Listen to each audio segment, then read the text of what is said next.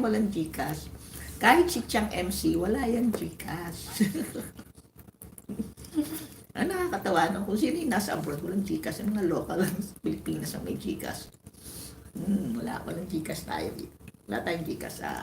Gumagamit kami ng Mastercard, Visa card, debit card. Yun lang kami.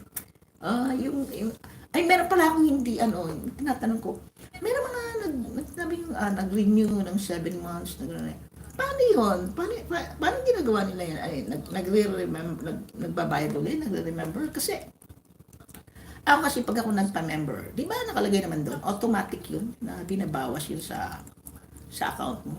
Pumapasok yun sa card ko every month. Kaya almost ilan ba yung channel na nagpa-member ako.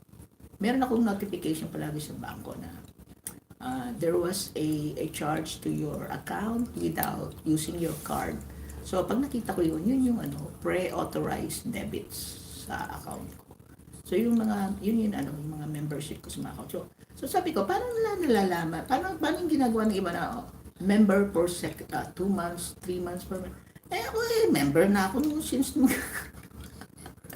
hindi naman ako nagaganon, di ba? Hindi automatic lumalabas yun kasi automatic ang bawas sa akin. So, hindi ko na anong ginagawa lang. Ilagay mo sa thumbnail mo.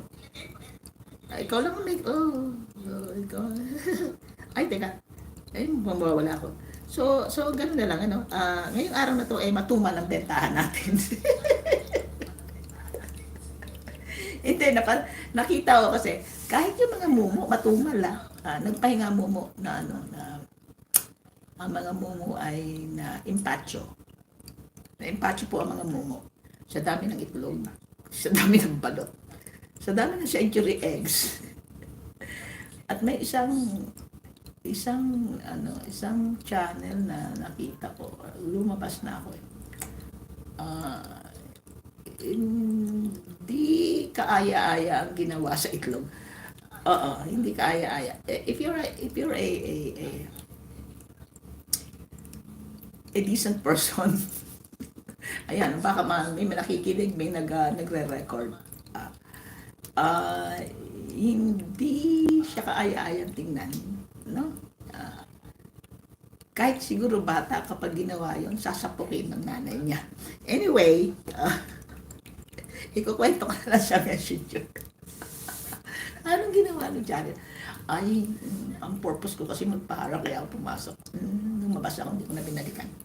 Anyway, maraming salamat po. Yung mag-live na at tatambay ako kasi may appointment ako sa bangko, 12:30. Sabi ko 12:30 pumunta ako dyan mag-withdraw, mag-deposit. Ganun lang ang gagawin ko para ma-activate. Meron ko kasi akong sa account na hindi daw active for more than a year na. Siyempre, more than a year na ako umuwi ng Pilipinas, hindi active yun. Pag ganun daw, kakargahan nila ng service charge. Sayang, di ba? At kung lalong hindi daw maging active within so many years, ibabalik na niya sa Bank of Canada yung balance ng bank account ko. Sabi ko, nananakot ito. So, pupuntahan ko siya ngayon kahit anong lamig. Pupuntahan ko siya. Sabi ko, walang yan to, pero ako bibigay mo sa Bank of Canada. Hindi ba kayo pasalamat? Pasalamat nga kayo, nandyan lang yan, hindi ko ginagalaw. Nagtataka, kasi marami dito kasi kayo siya, patay na yung may-ari, di ba?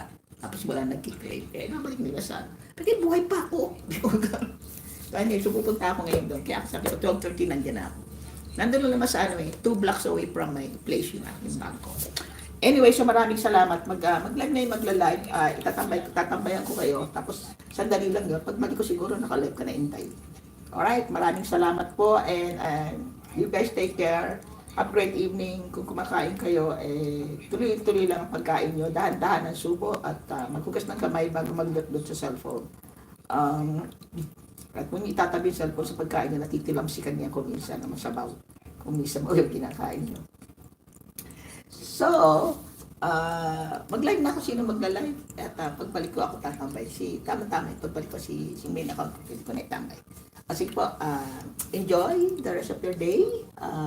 God bless you all. At magkita-kita ulit tayo sa mga susunod na araw na live streaming. Same time, same channel. Ay, hindi pala same time. Ako, ipabago-bago na oras. Abangan nyo na lang ang upcoming ko. Anyway, bye-bye.